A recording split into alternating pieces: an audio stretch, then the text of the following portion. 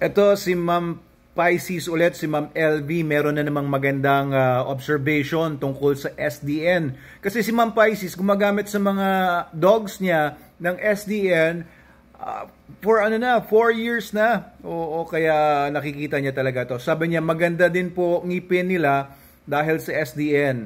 Totoo ba yon na porque nag-SDN ang dog mo ay maganda ang ngipin nila compared sa mga dogs na hindi nag-SDN? Totoo po yun. Sabihin ko sa inyo kung bakit, no?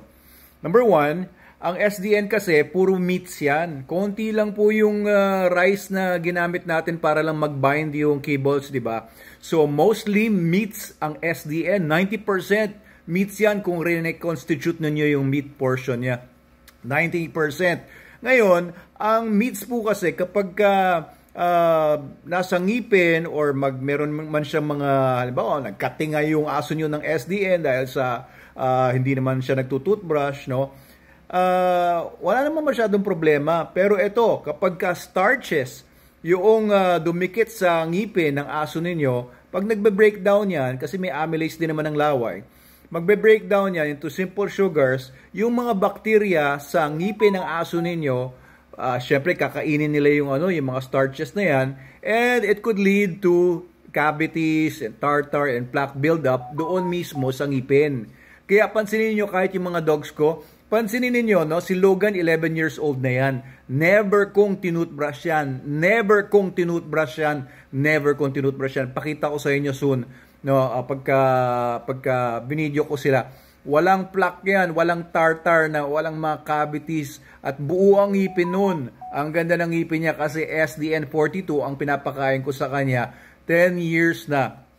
Okay, so wala siya masyadong starches kaya hindi siya magkukos ng mga decay. Kahit walang toothbrush yung mga dogs ko. Pangalawa, yung kibbles kasi ng SDN, pagka nginuyam, crunchy yan.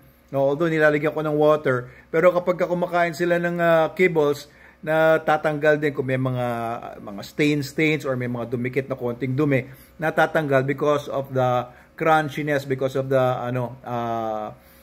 para mga rough edges ng kibble. Pangatlo, ang maganda sa SDN po, wala po tayong nilalagay na artificial colors. Alam niyo maraming mga dog food naglalagay ng artificial colors para yung dog food nila magmukhang karne. Kasi ang totoo nun, puro corn ang dog food nila. Pag puro corn, yellow ang lalabas sa formula nila. Yellow ang lalabas sa kibbles nila, di ba? O kaya pagka nilagyan nila ng kung ano ng mga vegetables or beet pulp or kung ano pa mga ibang mga cheap plant-based material, hindi siya kapanipaniwala na karne siya. Kaya ang ginagawa nila para lokohin ang mga tao, syempre mga tao ang niloloko niyan. Ang marketing naman kasi ng dog food ay tao ang tina-target, hindi naman yung aso. Well, pati na rin yung aso, pero pag nakita mo kasi na brown yung dog food, bibilin mo yan. Akala mo kasi karne, tapos lalagay nila made with real meat. Oo, made with real meat, tapos 10% lang pala yung meat na nilalagay nila. Nyek. Di ba? So, pagka ang aso, ang kinakain ng mga dog food, puro mga color, di ba? Syempre, mag-stain sa ngipin yan. So, ang SDN, wala po tayong artificial coloring or flavoring. No, wala tayong artificial colors or flavors or palatants. Natural lang po lahat. Talagang hindi natin niloloko ang mga aso at hindi po namin kayo niloloko. Talagang mga dehydrated meats po ang nakalagay sa SDN. Lalo na SDN42, the best dog food in the multiverse. Okay, so those are the 3 things na nagpapangyari na maganda yung ngipin ng mga dogs na kumakain ng SDN compared doon sa mga dogs na pinapakain ng ibang dog food or pinapakain ng mga iba pang mga mga foods, kagaya ng mga cooked foods, etc. So, you can trust SDN to keep your dog's teeth sparkly white, no? Kahit tumanda na sila kagaya ni Logan ko. So, yan po yung masasabi ko. May maganda yung comment mismo ng loyal user natin. Ayan, si Ma'am LB904. Ayan, or Ma'am Pisces. Thank you po ulit, no? Nagsuki natin yan sa mga comment section.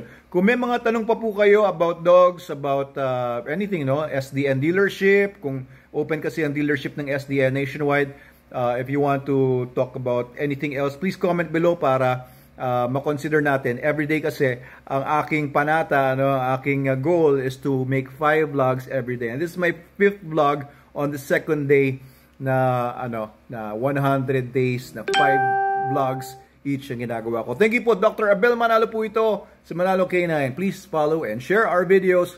At kung hindi pa kayo sumusubok ng SDN, please subukan niyo po ang SDN. Available po yan sa TikTok shop natin, Shopee, Lazada, and dealers nationwide.